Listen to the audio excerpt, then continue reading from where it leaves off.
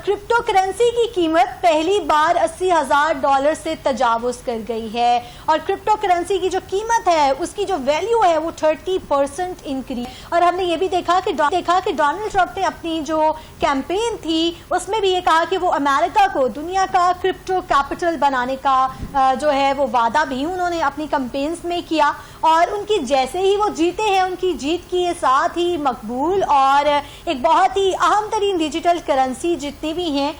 उनको पर लग गए हैं और उनकी जो वैल्यू है वो बहुत ज़्यादा इंक्रीज कर गई है। बिटकॉइन की जो कदर है वो $83,000 $2 करोड़ 30 लाख रुपए से ज़ायद की सतह भी अबूर कर गई है और उसमें जो इजाफे का सिलसिला है वो भी जारी है। और हमने ये देखना है कि अमेरिका जहां से जो है वो सुपर पावर भी है और जितना भी हम देखते हैं कि डॉलर जो है उसकी कदर में जब इजाफा होता है तो हम ये भी देखते हैं कि उसका इम्पैक्ट जो है ओवरऑल जितनी करेंसीज हैं उन पर भी होता है। इस पर ये हम देखेंगे आज के सेगमेंट में कि क्रिप्टो करेंसी और जो डिफरेंट करेंसीज हैं अब उनका एक नया एरा शुरू होने वाला है। डोनाल्ड ट्रंप की कैंपेन के बाद उन्होंने जब वादा कर लिया है और अब अमेरिका जो है वो चाह रहा है कि जो क्रिप्टो कैपिटल प्लैनेट जो है उसको बनाया जाए। इस सारी सूरत हाल पर बात करने के लिए अहमद मंजूर साहब हमें ज्वाइन कर चुके हैं। अहमद साहब welcome to the show. Thank you very much ma'am. Ahmad साहब ये बताइएगा कि ओवरऑल हम सारी बात करेंगे लेकिन सबसे पहले हम इस डिफरेंशिएट पे आ जाते हैं कि डिजिटल करेंसी और क्रिप्टो करेंसी इसमें क्या डिफरेंस है। देखें, सबसे मजे की बात तो ये है कि हमारे यहाँ ना लोगों ने इस चीज को बहुत ज्यादा कॉमन बना दिया है कि क्रिप्टो करेंसी और डिजिटल करेंसी सेम चीज है कि जी हर जगह पे जो है ना कहीं पे भी बात हो कि डिजिटल करेंसी के ऊपर बात हो रही है तो साथ ही वो क्रिप्टो करेंसी को बीच में ले आते हैं कि नहीं उसके मुतालिक बात हो रही है। देखिए क्रिप्टो इज बेसिकली एक एसेट की तरह की चीज है कि जी उसको यानी कोई बंदा कोई भी कंपनी डेवलप कर सकती है। जैसे फेसबुक ने मिसाल के तौर पे अपनी करेंसी एक बनाई है जो आप गेम्स के अंदर देखते हैं, बहुत सारी गेम्स के अंदर भी कॉइन्स जमा करते हैं और फिर उनसे आप चीजें परचेज कर रहे हो तो दैट इज काइंड ऑफ कि ये एक क्रिप्टो करेंसी टाइप चीज है, ठीक है, कि जी उसको क्रिप्टोग्राफिकल ओनर बनाती है। डिजिटल करेंसी जिसपे इस टाइम बहुत सारे कंट्रीज काम कर रहे हैं, कुछ कंट्रीज ने लॉन्च कर दिया हुआ है, वो हर कंट्री के जैसे पाकिस्तान की जब ये करेंसी बनेगी दैट इज कॉल्ड ई रूपी या ई डॉलर या ई येन, बेसिकली उसमें से वो पेपर करेंसी को खत्म कर दिया जाएगा और ये central bank of digital currencies के अंडर आएगा। जो पूरी दुनिया में सेंट्रल बैंक बनेंगे उनके अंडर ये चीज आएगी ताकि एक आम आदमी को वो नुकसान ना हो सके जो मनी चेंजिंग के दौरान होता है और वो खुद ब खुद अपने डिजिटल वॉलेट्स के थ्रू उस पर काम कर सके। तो ये दोनों चीजों में थोड़ा सा फर्क है। अच्छा, हम ये भी देख रहे हैं कि वो लोग जिन्होंने बिटकॉइंस जो है कलेक्शन की हुई थी उनकी जो अमाउंट है वो भी बहुत ज़्यादा इंक्रीज हो गई है, वैल्यू जो है वो मुसलसल बढ़ती जा रही है। और आप क्या देखते हैं कि फ्यूचर क्या है क्रिप्टो करेंसी का? अच्छा, पर्सनल लेवल पे फ्यूचर मुझे तो इसका हमेशा से जो है ना डार्क नजर आता है टू बी ऑनेस्ट, लेकिन जो एक सर्च आया ना अचानक कैंपेन्स के बाद वो वजह ये बनी है बेसिकली कि जिस तरह से कोई भी कंपनी अगर काम अच्छा कर रही है, कोई चीज कर रही है, उन्होंने नई प्रोडक्ट लॉन्च किया तो उसके शेयर्स अप हो जाते हैं अचानक। इसी तरह यहाँ पे भी यही चीज हुई है कि एक बंदे ने कुछ प्रोमिस किए थे, जैसे ही वो बंदा आया तो उसके अंदर सर्ज हो गई है ताकि देखें होता क्या है, मार्केट कैसे चलती है, वो बेचने और उसकी जो जरूरत होती है उसके ऊपर चल रही होती है असल में।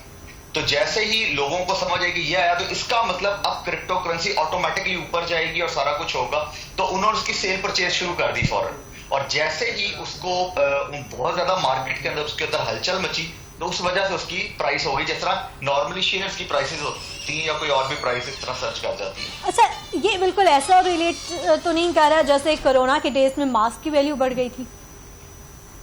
जी हाँ, बिल्कुल वही, आप बिल्कुल सही बात पर रिलेट कर गए हैं कि जी जैसे किसी भी चीज की प्राइस बढ़ जाती है जब उसकी जरूरत जो होती है ना वो ज्यादा बननी शुरू हो जाती है, लोगों को लगता है कि इसमें आगे कुछ होने वाला है, बेशक होना हो या ना होना हो वो बात की बात है। अच्छा, हमने ये भी देखा है, अभी तो चले स्मोक की वजह से मास्क जो है फिर से इस्तेमाल हम करने वाले हैं और कर भी रहे हैं और करना भी चाहिए है, डेली हम इस पे बात भी कर रहे होते हैं। लेकिन हमने देखा कि कोविड के बाद जो है वो सिलसिला खत्म हो गया, मतलब एकदम पीक आया और फिर उसके बाद वो थम गया। तो क्रिप्टो का भी ऐसे ही होगा कि वो पीक पे जाएगी और थम जाएगी, या फिर इसका फ्यूचर जो है वो आप वास्ट देख रहे हैं एडवांस होगा? देखें, बेसिकली एक बबल बनता है चीजों का, जैसे आजकल टेक्नोलॉजीज का अचानक बबल बनता है कि जी ओहो ये तो पता नहीं क्या चीज आ गई है, उसके बाद वो बबल बर्स्ट कर जाता है खुद ब खुद ही। तो इसी तरह ये सिर्फ एक इलेक्शन की वजह से एक जिसे कहते हैं ना सर्ज आई है अचानक, ये कुछ दिनों में फिर खत्म हो जाएगी।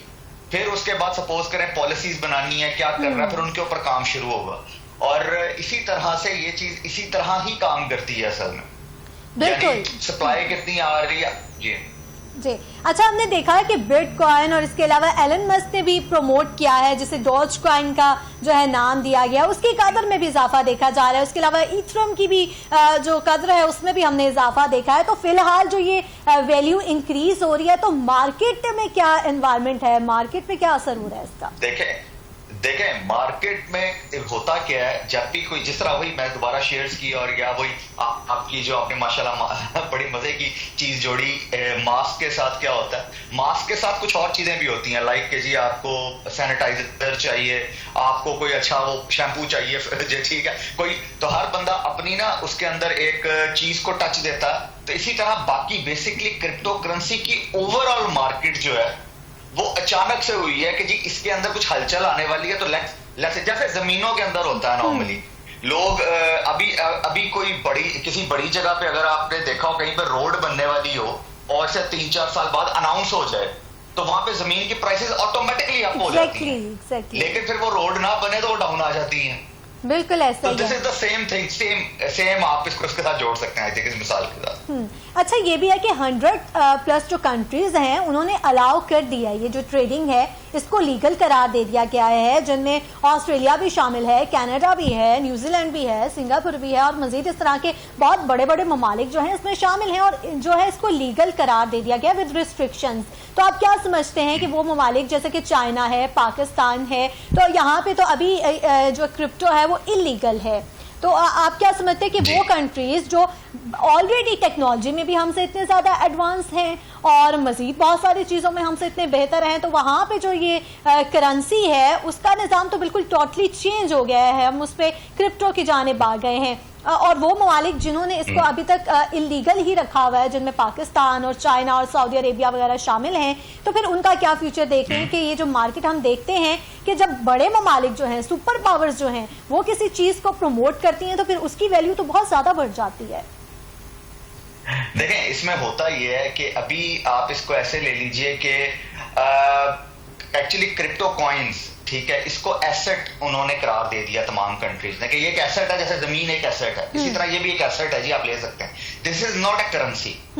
ठीक है। जब आप उसको अपने पास रख लेते हैं, अब आप कुछ अर्से के बाद उसको सेल करेंगे, तो उसके लिए जिस तरीके से किसी एसेट की, जैसे जमीन आप परचेज करते हैं, उसकी कुछ पॉलिसीज हैं, आपको FIA में रजिस्टर होना है, आपको FBR में रजिस्टर होना है, नैब में, ऐसे डिफरेंट जगहों पे, स्टेट बैंक में रजिस्टर होना है। तो उसी तरह से आपको इसके लिए भी अगर इस तरह की पॉलिसीज बना दी जाएं और रजिस्टर कर दिया जाए रिस्ट्रिक्शंस के साथ, बिकॉज इसकी कुछ प्रॉब्लम्स इस तरह की आती हैं, लाइक के जी जितनी मनी लॉन्ड्रिंग होती है या जितनी और इस तरह की चीजें होती हैं, तो वो इन चीजों पे हो रही होती है। जैसे वो एक होता है ना, अंडर द टेबल पैसे कैसे देने जी, जमीन इसके नाम लगा दो, तो आप इसको इससे जोड़ के देखो, इसके लिए रिस्ट्रिक्शंस और पॉलिसीज बहुत ज्यादा लगाने की जरूरत है। थर्ड वर्ल्ड कंट्रीज के अंदर प्रॉब्लम ये होती है कि वहां का पैसा जो है या और चीजें वो बाहर जाना शुरू हो जाती हैं, इसलिए ये जो इस तरह के कंट्रीज हैं वहां पे इन्होंने फाइनेंशियल रिस्ट्रिक्शंस लगाई हुई हैं बहुत ज्यादा। लेकिन अगर तमाम इदारों को मिला के इसके ऊपर प्रॉपर फ्रेमवर्क डिजाइन किया जाए, तो आई होप कि वो इसको एज एन एसेट डिक्लेयर कर सके, जैसे बाकी सब कंट्रीज ने किया। एज एन एसेट इसको डिक्लेयर किया जा सकता है। अच्छा, हम इस पर डिटेल भी चलते हैं और नाजरीन को भी जो है इस पे और इससे रिलेटेड जितनी भी चीजें हैं उसको भी डिस्कस कर लेते हैं। ब्लॉकचेन के हवाले से बताइएगा कि ब्लॉकचेन आखिर क्या है और ये किस तरह से वर्कआउट करती है, जैसे माइनिंग है उसके हवाले से भी बताइएगा। अच्छा देखें, ब्लॉकचेन एक बैकएंड टेक्नोलॉजी है, उसके ऊपर बहुत कुछ चलता है। यानी अगर इसकी एक मैं मिसाल आपको ऐसे दूं कि जी ये इंटरनेट है, इंटरनेट के ऊपर ये सोशल मीडिया की फील्ड है, उसके ऊपर ये यूट्यूब है, यूट्यूब के ऊपर एक छोटी सी चैनल और उसके ऊपर एक वीडियो है। तो बिटकॉइन असल में ब्लॉकचेन के अंदर फाइनेंस की टीम, उसके अंदर क्रिप्टो करेंसीज और क्रिप्टो करेंसीज के अंदर एक छोटा सा नुक्ता है असल में वो। इसके अलावा ब्लॉकचेन असल में एक रिकॉर्ड कीपिंग सिस्टम है जिसके अंदर आप उसको किसी चीज को चेंज नहीं कर सकते हैं। लाइक के जी आपने उसमें हेल्थ केयर का डेटा रख दिया, तो आप हेल्थ केयर के डेटा को ना मैनिपुलेट नहीं कर सकते। एजुकेशन का डेटा, अगर आप एजुकेशन का डेटा रखेंगे तो फिर हमारे यहाँ वो जो है ना, लोग नॉर्मली बीए पहले कर लेते हैं, मैट्रिक बाद में करते हैं, वो सिलसिला खत्म हो जाएगा, 4 डिग्रीज खत्म हो जाएंगी, ताकि एक प्रॉपर चीज चैनल के थ्रू इंसान आ रहा होगा। इसी तरह जॉब्स में, इसी तरह एचआर में, फिर उसी तरह आप इसको और सप्लाई चेन में कहाँ पे क्या चीज आ रही है, आप इसके अंदर इसको वो कर सकते हैं। इसको जो आपके रियल स्टेटस के अंदर बड़ा अच्छा इसको अप्लाई किया जा सकता है रिकॉर्ड कीपिंग के लिए, ताकि कोई चीज चेंज ना हो सके। अच्छा, माइनिंग का जो एक सिंपल है, अगर मैं माइनिंग को थोड़ी देर के लिए कह दूं कि ये वेरीफाइंग सिस्टम है, यानी इसके अंदर डिफरेंट प्रोटोकॉल्स चल रहे होते हैं। ब्लॉकचेन जहां पे भी डिप्लॉय होता है उसके अंदर डिफरेंट तरह के प्रोटोकॉल्स होते हैं। उन प्रोटोकॉल्स को यूज करते हुए हम ये बता रहे होते हैं, या जो टेक्नोलॉजी है वो ये बता रही होती है कि आपके पास कौन सी चीज ज्यादा है, तो आप इस चीज को वेरीफाई करने के काबिल हो जाते हैं। जैसे इसकी एक मिसाल ऐसे देता हूं कि अगर सपोज करें आपने आईडी कार्ड बनवाना है, तो आपको कहा जाता है कि आप जाके 17th ग्रेड वाले से या तो स्टैंप लगवाएं या अपने फैमिली मेंबर को ले आए, तो दे आर द वेरीफायर्स। लेकिन उनके पास ये अथॉरिटी है कि ब्लड रिलेशन होना चाहिए, ये नंबर 1 शर्त है, या वो इस ग्रेड का बंदा होना चाहिए। इसी तरह माइनर जो होते हैं वो ये शो करते हैं कि उनके पास हाईएस्ट मशीन है, या उनके पास कोई ऐसी टेक्नोलॉजी है जो इसके अंदर वेरीफायर बन सकती है, तो that is called minor actually. ठीक है। अच्छा, वॉलेट्स के हवाले से भी बता दीजिएगा नाज़रीन को, ताकि जो ये तमाम कॉन्सेप्ट है वो भी क्लियर हो जाए, क्योंकि अब हम देखते हैं कि जब कोई चीज़ हाईलाइट हो रही होती है ना, फिर आवाम का रुझान भी उस जानिब बढ़ जाता है, तो लोग जो है इंटरेस्टेड होते हैं ओवरऑल चीज़ें जानने के लिए। अच्छा, ये से एसोसिएटेड है, इसका क्या पर्पज़ है, ये किस चीज़ से रिलेटेड है, इसलिए हम चाह रहे हैं कि आज ओवरऑल हमारे नाज़रीन को पता चल जाए कि आखिर ये तमाम सिस्टम्स जो है वो वर्क किस तरह से करते हैं। जी मैम एक्चुअली वॉलेट जो होता है ना, सिंपल अल्फाज में अगर मैं इसको कहूं, लोगों को ये लगता है कि इनके जो पैसे हैं ना वो वहां पे पड़े हुए, ये जो क्रिप्टो करेंसी के जो एसेट्स हैं ये उसके अंदर पड़े होते हैं। वॉलेट की असल हकीकत ये है कि वो सिर्फ आपके पासवर्ड्स अपने पास सेव करता है, ठीक है। जितने भी आपके पूरे उसके पासवर्ड्स होते हैं ना सिस्टम के, वो जैसे इसकी एक मिसाल दूं, आप एक बैंक की एप्लीकेशन अपने पास इंस्टॉल कर लेते हैं, तो आपके उस वॉलेट में जो बैंक का बना हुआ है एप्लीकेशन है, उसके अंदर असल में तो पैसे नहीं पड़े हुए, पैसे तो बैंक के पास पड़े हुए हैं। उसके अंदर सिर्फ क्या आपका पासवर्ड है, और वो आपको शो कर रहा है कि आपके पास असल में पैसे कितने हैं, आपके अकाउंट में कितने पैसे, जिसे आप ट्रांजैक्शन कर सकते हैं। सेम चीज यहाँ पे भी वॉलेट वही काम कर रहा होता है कि जी उसके अंदर वो आपको एसेट दिखा रहा होता है असल में। इसी तरह वो एसेट कुछ भी हो सकता है, वो एसेट आपका एजुकेशनल डेटा हो सकता है, वो एसेट आपका डिजिटल आइडेंटिटी हो सकती है, वो एसेट आपकी जमीन हो सकती है, कार हो सकती है, व्हाटएवर इट इज। अगर वो आपने कोई क्रिप्टो कॉइन रखा हुआ तो दैट इज एन एसेट जो कि आपको उसमें नजर आ रहा है, पड़ा वो किसी एक्सचेंज के ऊपर होता है असल में। ये एक बहुत बड़ी मिसकॉन्सेप्शन है, लोग इसको नहीं समझ पाते हैं। बिल्कुल ऐसे ही। अच्छा, हम देखते हैं कि गेमिंग में भी ये चीज होती है ना कि आपके इतने कॉइन्स हो गए, इतना हो गया, ये आपके पास मौजूद हैं, और बहुत से लोगों के साथ फिर इस तरह से स्कैम भी हो जाता है कि वो सिर्फ शो हो रहे होते हैं, उनके पास होते नहीं है और कुछ भी नहीं मिल पा रहा होता उनको। तो इसमें हम ये भी देखेंगे कि सिक्योरिटी का भी बहुत ज्यादा इशू है इसमें। देखें मैम, एक सबसे मजे की जो चीज है ना इसके अंदर, हमेशा देखते हैं पहले भी बात की थी, जो एप्लीकेशन होती है ना, जो मोबाइल एप्स आप डाउनलोड करते हैं, उसके लिए ये सबसे ज्यादा इंपॉर्टेंट चीज है कि उनको प्रॉपरली देख के इंस्टॉल किया जाए। कोई भी वॉलेट आप वैसे ही इंस्टॉल ना कर लें जिसके अंदर आप अपने पासवर्ड्स डाल दें, तो वो पासवर्ड चोरी होने का बड़ा उसका तरीका। देखें, ये एक सिस्टम है पूरे का पूरा। मैंने पहले भी अपने कई दफा नाज़रीन से ये बात की है कि जो एप्लीकेशन आजकल बनाना बच्चों का खेल है असल में। आपके पास AI टूल्स आ चुके हैं, उसके बाद चंद कमांड दें, वो आपको एक एप्लीकेशन बना के उसको लॉन्च भी करवा देता है असल।